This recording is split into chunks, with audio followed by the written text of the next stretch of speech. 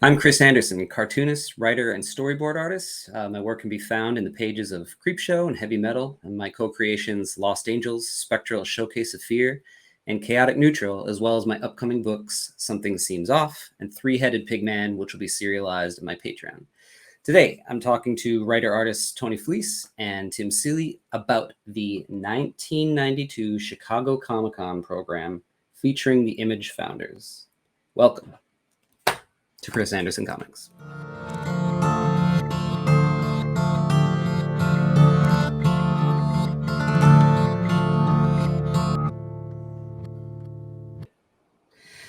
All right. Welcome back, everybody. Once again, I'm joined by my friends Tim Seeley and Tony Fleecs. How you guys doing? Good, man. Just happy to be back on Three Dudes with Beards and Hats. Everyone's favorite show. The comic book uniform. Yeah. You guys don't have glasses, though. Yeah.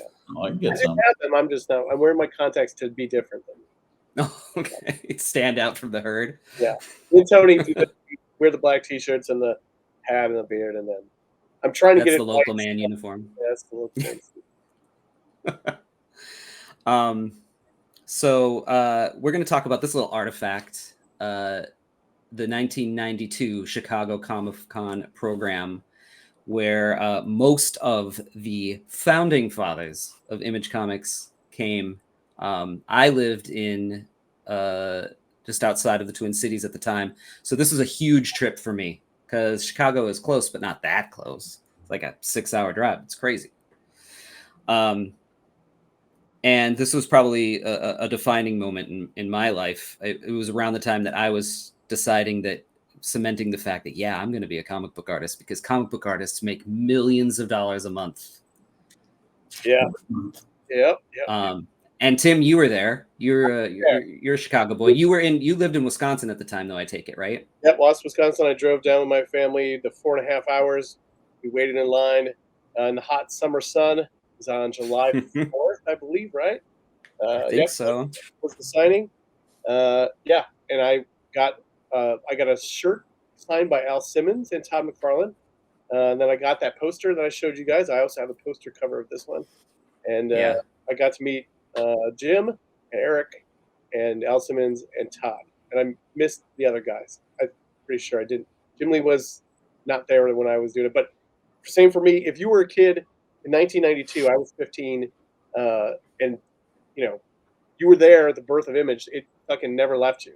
Like, yeah, I'm pretty sure that the fact that I was in that tent, standing in line, and we're not the only comic pros who were there, but it was a defining moment for myself as well, and it was so cool.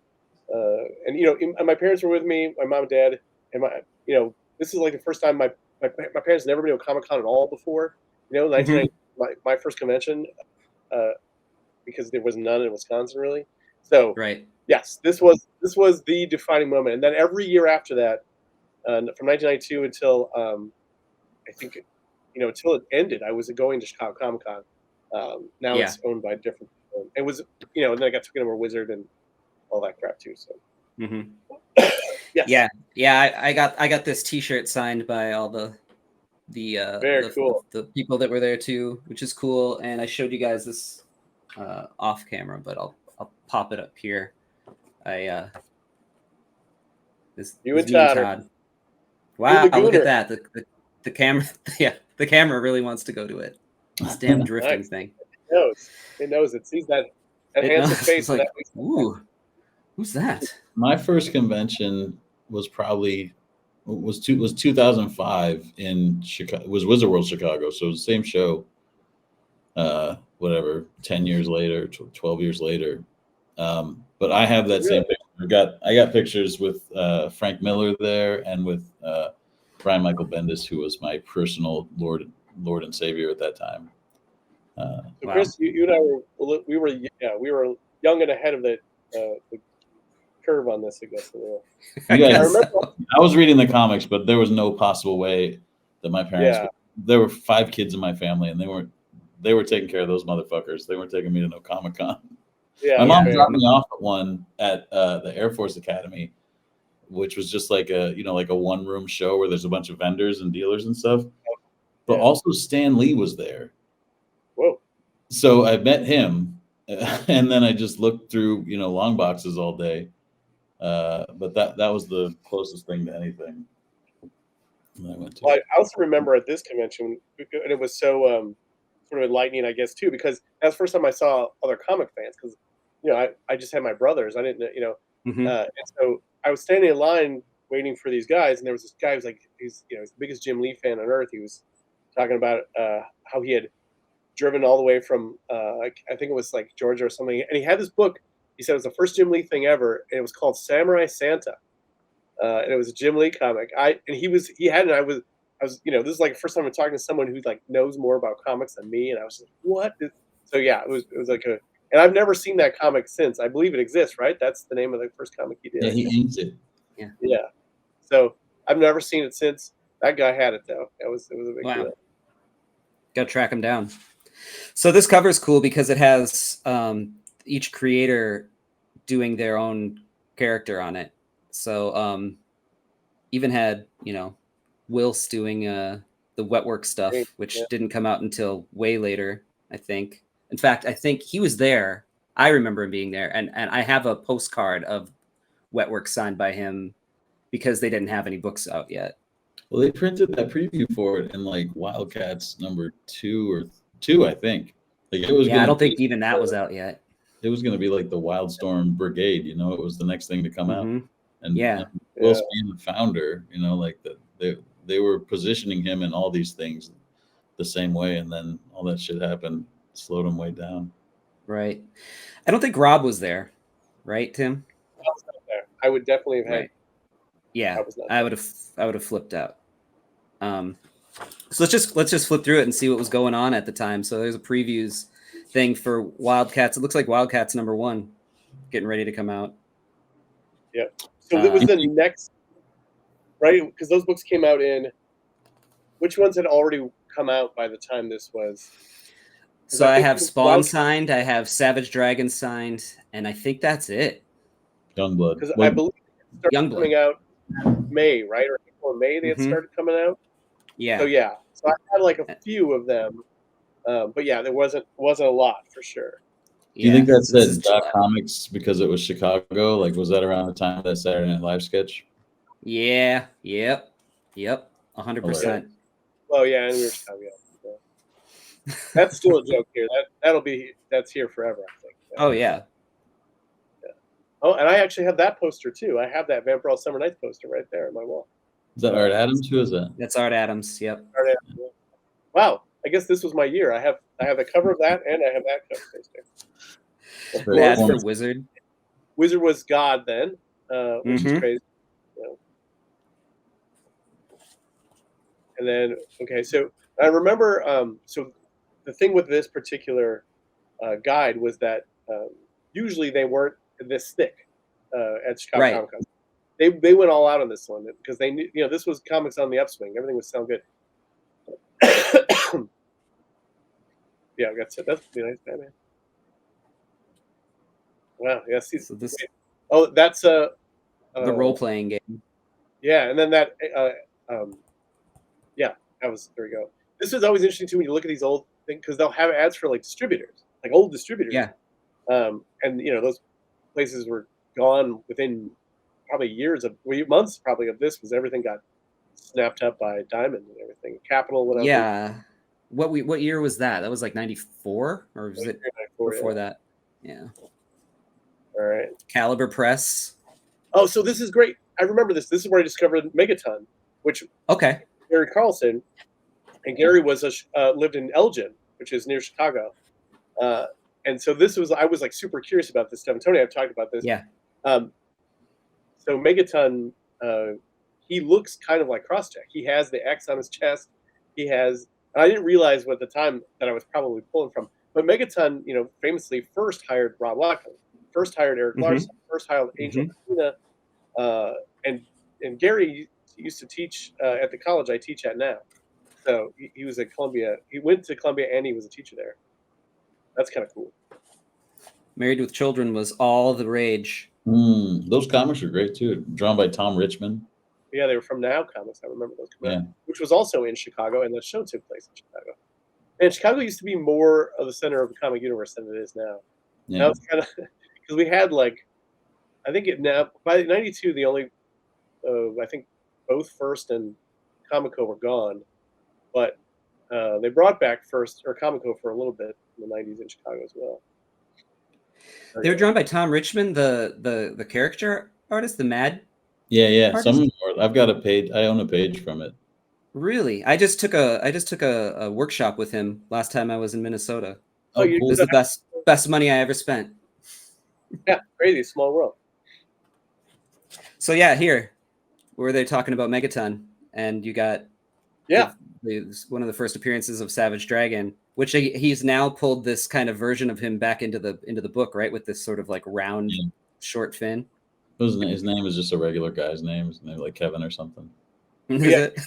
Gary was kind of it was like the proto image because they were doing was solicited through Megaton, and it was like the team sort of before Rob put some of the characters on on the Mutant Liberation Front, and it was before he merged it with his Teen Titans pitch. So there's actually a Image recently put out a Megaton Archives here.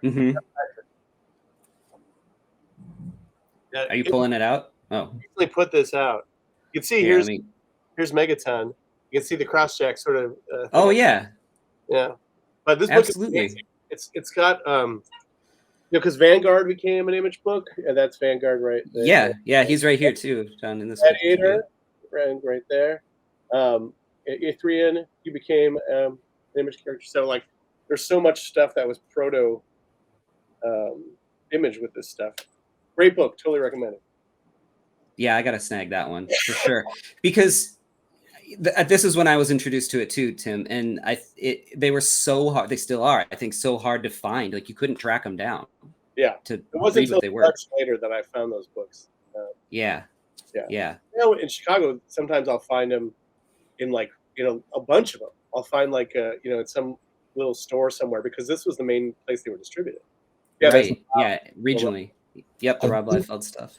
I think you can still order them from Gary's website as well. Like that, they're reprinted in that trade. But I know Alex Chung just ordered a year or two ago. Just ordered all of them, for whatever $5-10 a piece. Right. Obviously, Big Bang Comics came out of that too, which was sort of retro ones, and they did Mighty Man and Shadowhawk and some of the characters that were like legacy books too. Yeah. God, I love Big Bang Comics. Those are so cool. Man, I know. I found a bunch. I reread the one where they did the total Captain Marvel Mighty Man, and it's so well done. It's just such a great book. There you go. This is the new one that just came out from Cosmic Lion.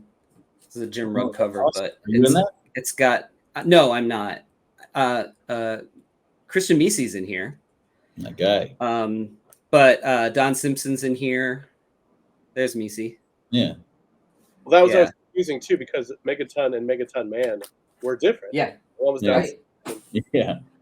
So they had to do that. And I was a kid. I remember being like, well, what is this deal? But they're all these in this, like that one iPhone when you showed and stuff's all in here. Here's the Rob one, the ad and stuff. So great book and really interesting history. Starts in Chicago which is about there's the original Youngblood. Yeah. Yeah, that stuff's some of it's in the Megaton collection, but I feel like there's slightly different stuff in the Youngblood hardcover that you can't get anymore. This has got like Photon, I think, right? Is that the character's name? And Cougar, I could see he had in there. So that's reprinted in here too. Yeah. All that stuff. And some of it's like inked by Jerry Ordway, which is crazy. This is inked by Jerry Ordway. It says right there. Yeah, we just got a cover from him for it today. Oh my god, that's amazing! It's got Wildstar on it too. Yeah, crazy. Oh really? That's awesome. I loved Wildstar. Yeah, it was rad. Yeah, such a great book. It felt like because Jerry was part of all those guys eventually became image creators. It's such a weird little that Gary was so far ahead of his time and doesn't get quite the benefit he probably should as being that. You know. Yeah. No. God, this Godzilla book changed my life, I think. Sure. The Army of Darkness. That's the one that Sam Raimi and his brother wrote, and it's drawn by John Bolton from classic fame. That's a gorgeous. That was a unnecessarily gorgeous book, if I recall. Right. Yeah. RoboCop 3, is this based off of a Frank Miller thing? Yeah. Yeah. It's based off the movie, which he did the treatment for. I don't think he wrote the script for that. He wrote the script for 2. Here we go. All right. So this is something that is rarely seen. I think it's only ever been printed in this, right? That I've seen. I don't know if I've seen it anywhere else. But yeah, it's Jim Lee doing this short 2-page comic, kind of introducing the creators of Image Comics. So he's got like Rob here with his Youngblood characters. He's got Emp kind of introducing them. I don't know if I can pull it up, but yeah, there's his Rob. Button your fly. Yeah.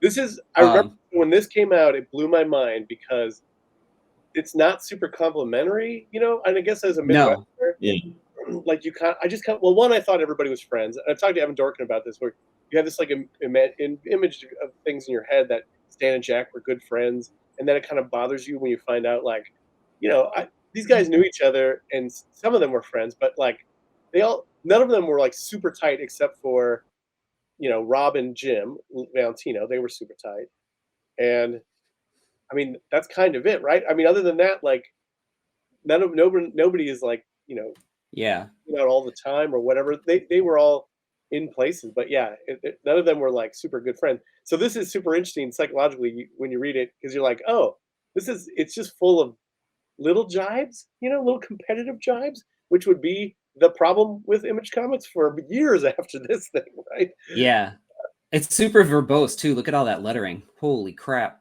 Yeah, and it's a tiny book, so it's really fun. Yeah, it's like black. Oh man. And then this was I never understood this. So this was Eric Larson. Eric Larson looks nothing like this. Well, he does draw like that though. This was he does draw like that though. Yeah, wait, so it was like a thing, you know, I didn't realize so much later, like, oh yeah, that Eric was famously, when you watch him sign something, he learned how to draw and write in a very different way than the rest of us, and it's right. Great, you know. I always loved that angle of Dragon's face, though. You know, Jim Lee doing that dragon face. I don't know what, for whatever reason, that always stuck with me. Yeah.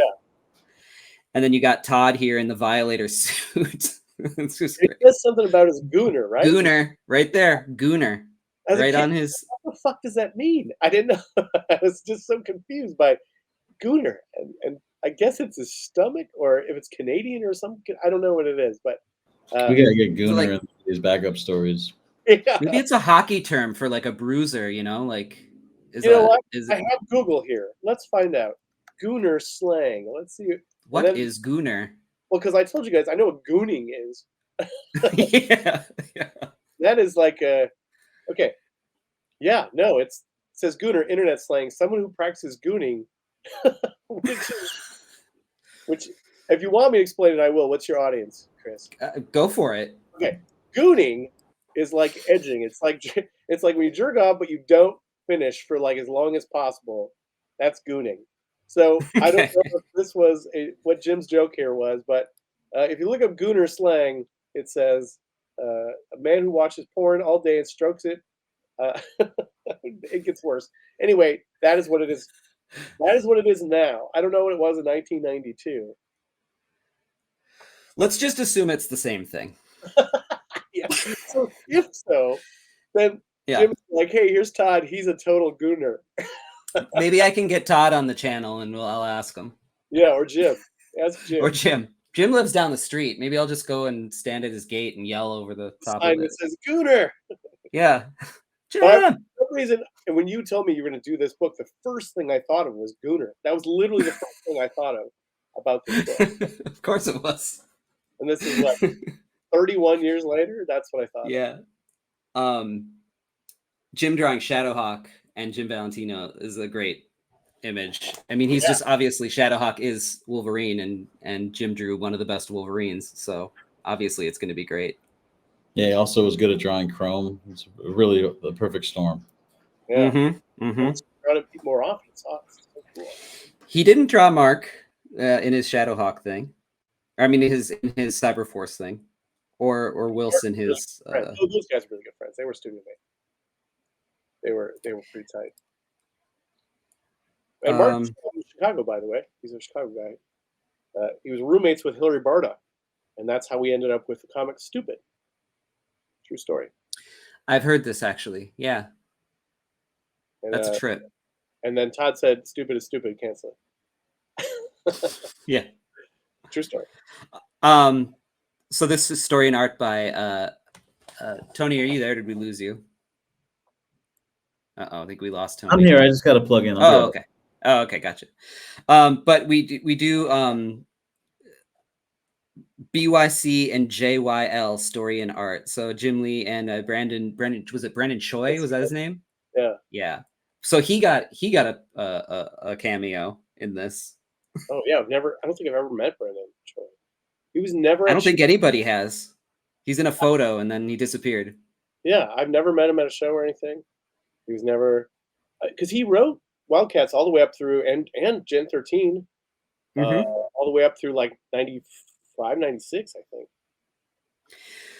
How come? So I never could get a straight answer, and you guys would probably know. Why is now Wills not considered one of the founders of it? Was he not a partner, or did he back out for some reason, or because his family, his sister died, I believe. I don't know the exact story, but yeah, and then he was not able to finish the book. Is that what happened, Tony? As I understand it. He had to go back to the Philippines. So during this time when all the image guys were putting it all together, like he signed up. Yeah. Well, he's a founder in my heart, so yeah, that's all that counts. The Capadonna of Image Comics. Yeah. For Wu-Tang fans. Anybody remember 1976? Well, I wasn't born until 77, so I sure as hell don't.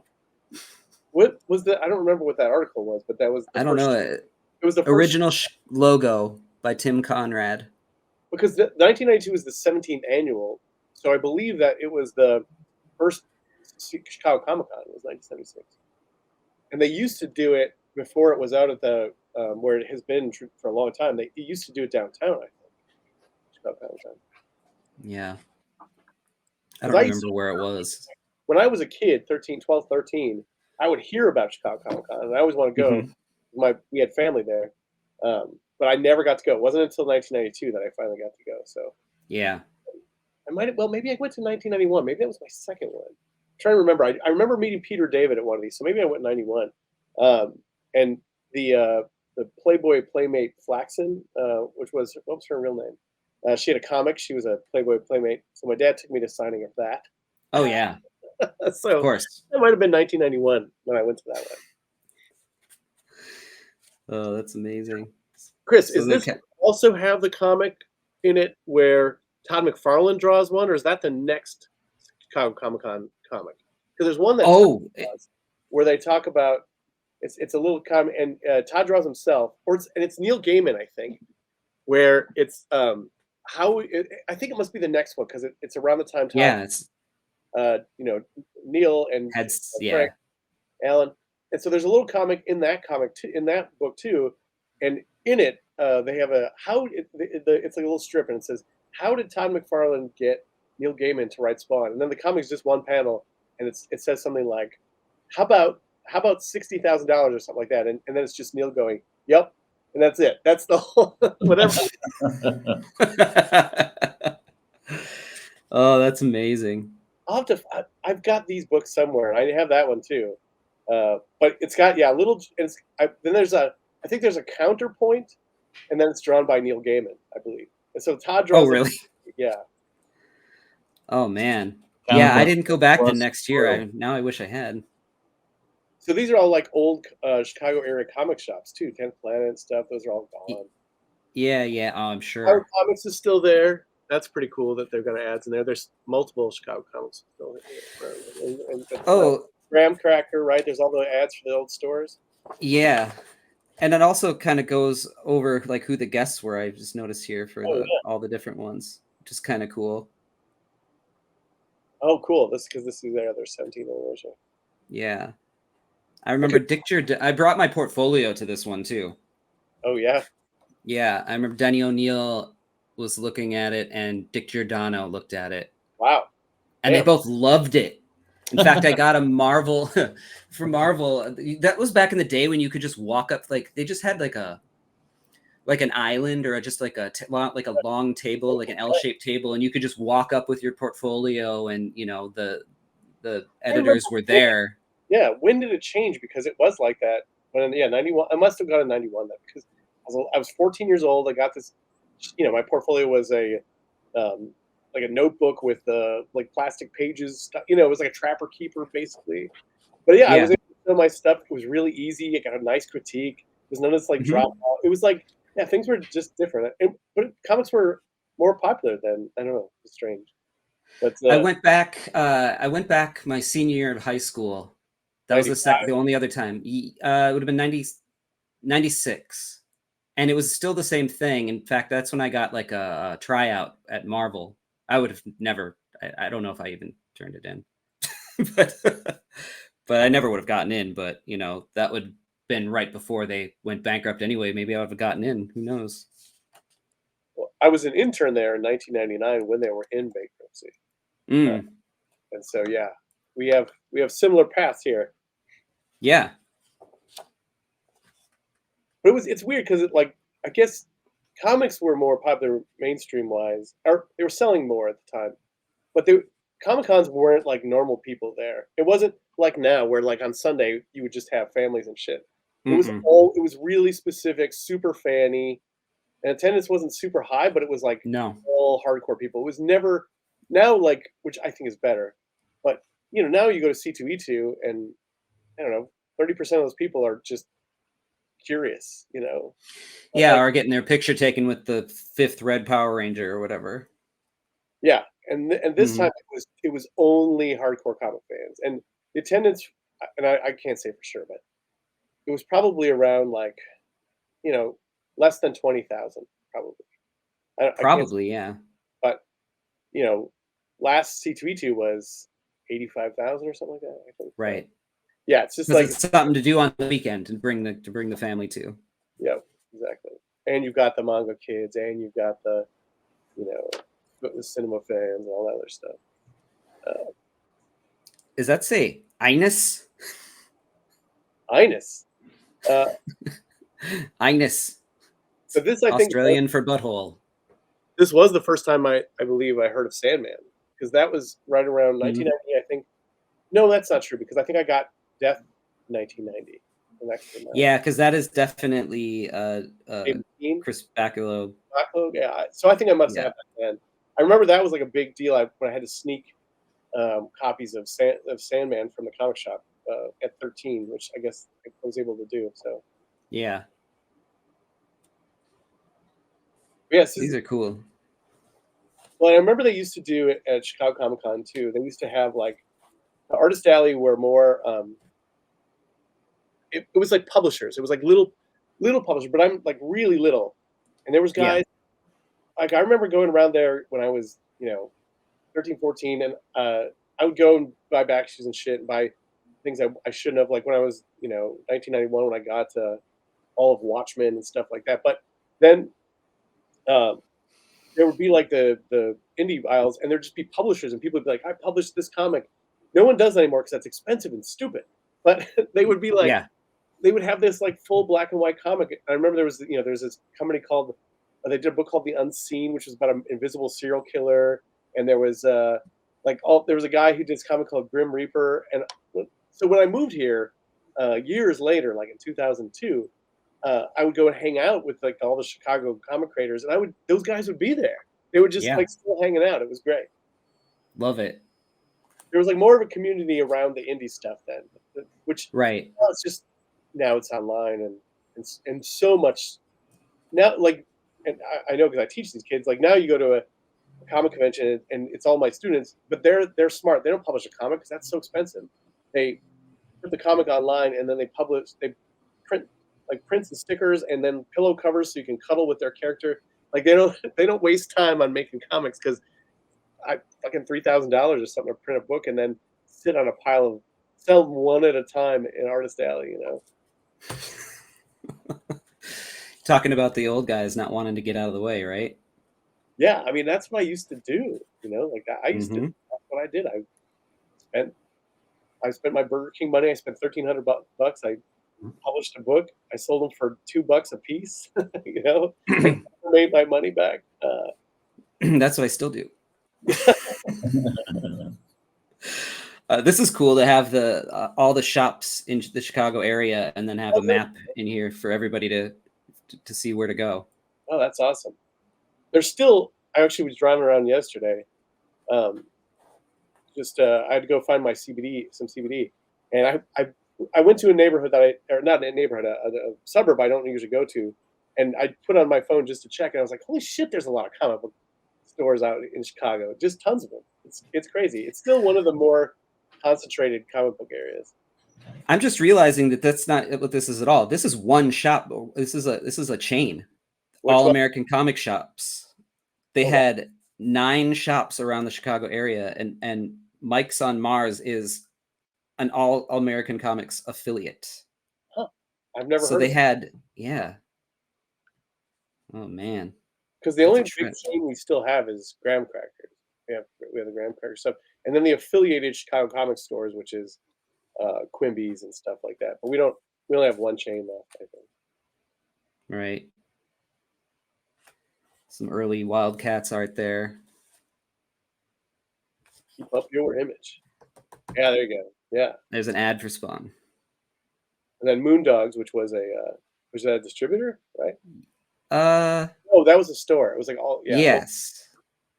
Yeah, I actually went there. I remember going there. Cash paid for historic ash cans, guys. Wow. Pull your ash can pile out. That shit's worth some money now. It's just like a time capsule, these things. That's why I love going over this. And then here's Diamond, who's just about to later take over the whole shit. Bowl everybody over. Pretty interesting. Yep. All right. Well, there. Yeah. So Moondogs. That's a trip. Like the early stuff too with Chicago comics stores was that they were some of the earliest things because there's so many flea markets and shit here. So like a lot of those retailers were the original. It was like San Diego, LA area, and then here we're like the earliest accounts to go. Hey, we have a flea market. We'd like to be able to order new books, and that was like a lot of these places out here, which is why we have so many traditionally comic stores, and you have them out in San Diego and LA too. Right. And 30 years later, after this, we get Local Man. There you go. Yeah. Took all of this. Well, I mean, seeing this all shit together, then you're like, oh, no wonder we're the way we are. You know? Right. If you live through that very powerful moment of like, you know, I was 13 in 1990 when, you know, X-Force debuted, and like, of course that hits you hard. If you were in that time, you and me, and Tony too, but you're just a little later. It's like I was 13 right then. That when this Comic-Con happened. Yeah, like the most perfect age for this shit to hit you so hard. You know, like no wonder our generation didn't get over it. It's just such a, you know, Kirkman. He's a little younger than both of us, but he's the same story. It was like for him, yeah, Spider-Man. He was like they're kind of cool, whatever, but he was of the age of holy shit, what's Spawn, you know? And there's a generation of creators and fans that are that. Not as many as I kind of thought there would be, but there's a lot. Well, I think that was sort of the thing with those books, is that because they didn't really hook you in with the writing necessarily, they a lot of the people that got into them sort of, you know, like that huge explosion, not everybody stuck around. So there's still sort of like, you know, tons of people that love those comics, but they might not still be here reading today, or they might not be making comics. You know, I'm on that Rob Liefeld group on Facebook. There's still, you know, seems like there's at least a couple thousand that that are still reading comics, or at least still reading his comics. Yeah. And maybe that's a big part of what you're saying too, is that like the people who are lifelong Marvel DC fans, they have continuity, right? Yeah. They have something that, which is interesting because that's what they're into, which I never cared about, and I still don't care about. But for me, it's about comics. Like, it's about that. And I think if you were, it is like a profound difference. If you were that guy, or if you were someone who was like, I need to know what's happening in Green Lantern for 40 years of my life, or I'll die. You know, like, of which I've never been that person. You know, so Right. you know, I think it's a profound difference, and maybe it's kind of the thing Image squandered to some degree, is not having that continuity, not having that ability. That's one thing Eric Stevens has talked about, is just, you know, sometimes some of those fans will come up to him at conventions, they'll see the Image thing, and they'll say, you know, they'll be the guys that came to San Diego ComicCon because it's Sunday and they're with their family, and they're like, oh man, I used to be a huge Image fan. Oh, can I pick up Wildcats? And they're like, no, sorry, you know. Yeah. Like, yeah. And how different Image is now. You know, if you were an old school Image head and you walk up and you're like, oh, I used to love this shit, and the only thing that's the same is Spawn, really, and Dragon, and that's it. And all the other, you're like, oh, I love that hardcore government adult superhero guys, and they're like, would you like Saga? Yeah. Right. It is sort of a, it's harder to do with something like Marvel and DC. We're like, oh, I used to love Spider-Man. Do you have Spider-Man? Yeah, we have so many fucking Spider-Mans, right? It's like, yeah. it's a thing that an Image can't do, you know. Well, Local Man scratches that itch, so it is back in a way, right? And Blood Squad too, right? Yeah. We're definitely living in that same world. I think that's what, like, Image Comics is definitely why I like the comics that I like the way that I like comics. Like Tim said, he's likes the form of comics. I follow creators whenever, like, if I get into a story, I don't care about the characters in that story after it's done at all. I just care about the people that made it. And that's from when I thought I loved X-Men, and then what I realized when Jim Lee left was like, oh, I love Jim Lee. I love Jim Lee, right? Yeah, exactly. It was a hell of a drug, you know. Yeah. I think I had a $40 a week comic habit in 1991. Yeah. When they were $2. Yeah, but much to my or $1.50 or whatever. Yeah, like much to my father's chagrin, but you know, he supported it. I mean, that same way we'll be like, we didn't go every week because I live in the country, and it was like a 15-mile bike ride.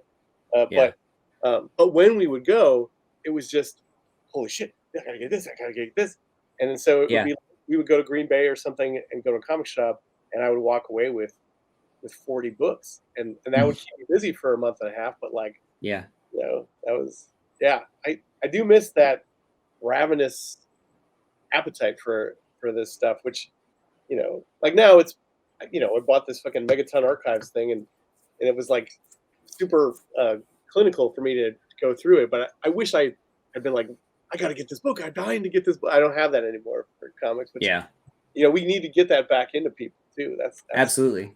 You know, I still get it. We're working on it. Yeah, you still get it, Tony? What was the last time? Like when I find a new book that I like or a new creator that I really like, I'll get psyched when they've got something new coming out. But it always, like, it's not the full, you know, it's the 44-year-old subdued version of it, you know. But I still do get like, oh, I can't, like, you know, like when Hackslash came out, when the Zoe Hackslash came out, I was like, I fucking can't wait to read this, you know. Yeah. Yep. Agreed. Yeah. We just need to. Yeah. I mean, it's a tough part of it, I think, is that the competition is always going to be, to some degree, if you're Marvel DC, you need to make sure people buy it for the characters. And yes, you want to promote the creators, but you need to stop at a certain point because you know, and so and it's the other way around for the, you know, like Todd will always say, like, he wanted Spawn to be more popular than him, but did he achieve that? I mean, you know, well, with a character like Todd, it's hard for anything to rise above that. Exactly right. It is hard. Todd tried. He stepped away for 20 years almost. Yeah. From the spotlight. But whenever he steps up, there's no competition between Spawn and Todd. It just it's crazy. But you know, if you're that.